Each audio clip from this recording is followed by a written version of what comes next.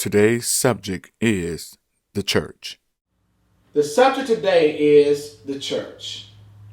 Have you ever wondered why we have so many different churches in our world today? You have Baptist, Methodist, Catholic, Presbyterian, Jehovah's Witnesses, Mormons, New Birth, World Changers, Potter House, and the list goes on and on and on, with individuals starting their own congregations each and every day. Now I know the question that's coming to the minds of so many people wondering, why are there so many different churches? And is there any authority from the Word of God for all these different doctrines? Now allow us to explore the Bible for the answer to this question and several other things that we like to look into. First, the question that we need to ask ourselves is, how many churches can we read in the Bible? The word church is first introduced to us by the Lord in Matthew 16:18, where Jesus said, "And I also say to you that you are Peter, and on this rock I will build my church, and the gates of Hades shall not prevail against it." So we can read from the statement of the Lord that he said he will build his church. Therefore, the church must be by the authority of the Lord and not by some man. Now, the Catholics believe that the church was founded upon Peter, and they even proclaimed that the rock was referring to Peter, and that Peter was the first pope. However, allow us to examine the scriptures to see if this statement is true. Number one, the Bible tells us in 1 Corinthians 10 and verse 4, "And all drank the same spiritual drink, for they drank of that spiritual rock that followed them, and that rock was Christ." Therefore, the Bible says that the rock was Christ and not Peter. So if one is to believe the Catholic doctrine, they would need to show by scripture where the Bible says that Peter is the rock and not Christ. Number two, you can't find the word pope nowhere in the Bible. And to add to this, Jesus said in Matthew chapter 23 and verse 9, "Do not call anyone on earth your father, for one is your father, he who is in heaven." So Jesus is telling us religiously we are not to call anyone on earth our father, and Catholics are notorious for calling the Pope their father. And when they do so, they sin and go against the commandments of God because Jesus told them not to do such a thing. Moving on. Now the word church comes from the Greek word ekklesia, which means called out. Therefore, people are called out of the world and into Christ Jesus. Now with that being said, the church is not the building or the structure of a particular place. Let me say that again. The church is not the building or the structure of a particular place. So individuals should not be placing their allegiance to how nice a building may look on the outside or even on the inside, because the building is not the church. The church is the person or persons who are called out of the world of sin and into Christ Jesus, and those who love him will keep his commandments. Remember, Jesus said, "If you love me, keep my commandments." John 14, verse 15. But we have over 10,000 different churches today. And where did all these churches come from? Now, I would like to share with you some of these denominations and where they come from. And I won't go through all 10,000 now. We know I won't have enough time. However, I would like to name some of the mainstream congregations that you all may be familiar with. Around 606 AD, the Catholic Church introduced their first official pope, known as Boniface III. Back then, he was really known as Papa. Then we have the Greek Orthodox in 1054 AD. After this came the Lutheran Church by a man named Martin Luther, and ironically, Martin Luther King got his name from this man, Martin Luther, founded in 1517. Then there was the Episcopalians in 1531, the Presbyterian Church in 1592, then the Baptist Church founded by a man named John Smythe in 1607, the Methodist Church started by a man named John Wesley in 1784, the Mormon Church founded by a man named Joseph Smith in 1830. Seventh-day Adventist was founded by a woman named Ellen G. White in 1843. Jehovah's Witnesses founded by a man named Charles Taze Russell in 1872. Salvation Army, yes, Salvation Army is a church, and it was founded by a man named William Booth in 1899. Some of our world modern day preachers today are Creflo Dollar, who started his church called the International Covenant Ministries in 1986, but now he's known as World Changers.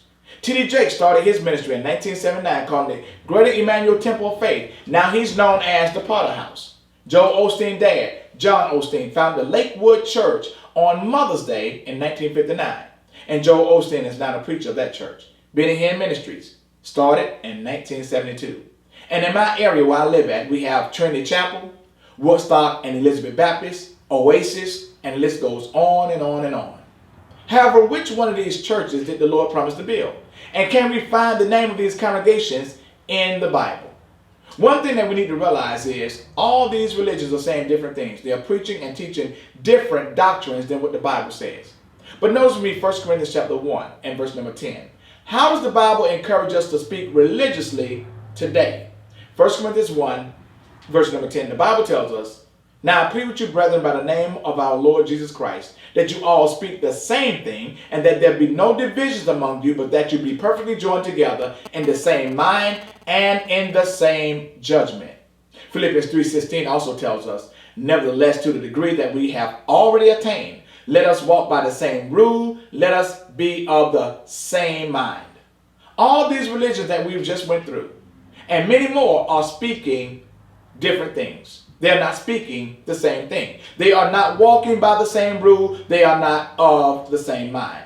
If they were of the same rule, and if they were of the same mind, then we all would be speaking the same thing religiously. And finally, is the name of the church important? Absolutely. If the name was not important, then the Lord would not have given us the name of the church in the Bible. Remember, Jesus said in Matthew 16:18, "And on this rock I will build my church, and the gates of Hades shall not prevail against it." What any Bible-believing person would have to do is to find out what church was the Lord referring to from Scripture. First, when examining the context of Matthew 16:18, Peter had made a confession that Jesus was the Son of God. But then notice verse 17. Jesus said, "Blessed are you, Simon Bar-Jonah, for flesh and blood has not revealed this to you, but my Father who is in heaven." Jesus said, "My Father who is in heaven." Now, if I ask you how many fathers do Jesus have, many of you would know the answer to that. You'll say he only has one, because he said, "My Father," singular. Now, if I told you that this is my wife, that excludes every other woman on the face of the earth, because I'm referring to only one woman, my wife. However, in Matthew 16:18, Jesus continues to speak, and he says, "And I also say to you that you are Peter, and on this rock I will build my church, and the gates of Hades shall not prevail against it." How is it that when we read in verse 17, Jesus says, "My Father," and we recognize the statement to mean one? But when he says "my church" in verse 18, it has to be every church that pops up in existence. From what we've just read now, notice, Jesus only built one church. Now, what is the name of the church you can read about in the Bible? In Romans 16:16, the Bible will give us that name. The Bible tells us, "Greet one another with a holy kiss. The churches of Christ greet you." Therefore, the church that you can read about in your Bible is the only one Jesus promised to build, and therefore it excludes every other church that doesn't carry a biblical name. Now, the reason why we call ourselves Church of Christ is, number one, it's a biblical name. Number two, it is a church that Christ promised to build. Number three, it's the church that the Lord asks you to once you are saved. Now, let's get some clarity to that. Acts chapter 2 and verse 47, the Bible says, "Praising God and having favor with all the people, and the Lord added to the church daily those who were being saved." If you are attending and worshiping in a church that you can't read about in the Bible, the Lord did not add you to that church because it's not his church. Also, the Bible tells us that there's no salvation in a church you can't find in the Bible. Now, how do we know that? Acts chapter 4, verse number 12. The Bible tells us, "Nor is there salvation in any other." There's no salvation in Pope. There's no salvation in William Booth, Ellen G. White, John Smythe, John Wesley, Martin Luther, Joseph Smith, etc. The Bible goes on to say, "For there is no other name under heaven given among men," Catholic, Methodist, Baptist, Presbyterian, Mormons, Jehovah's Witnesses, Potter House, New Birth, Royal Changers, any other church, there's no other name under heaven given among men whereby we must be saved. Now, you can accept this truth or you can reject it. It's up to you. But you need to be mindful that Jesus said in John chapter 12, verse 48, "He who rejects me and does not receive my words has that which judges him. The word that I have spoken, the same will judge him in the last day." We're going to be judged by everything that Jesus has said, and I would not want to be a part of a church that I can't find or read about in the Bible. I pray that you will take this truth and change your life to start following the commandments of the Lord and doing exactly what God tells you to do and be a part of his church, the one that you can read about in the Bible. Now, someone may ask, what do I need to do to be added to the Lord's church? Jesus commands that you need to hear, and what you've heard is the truth today.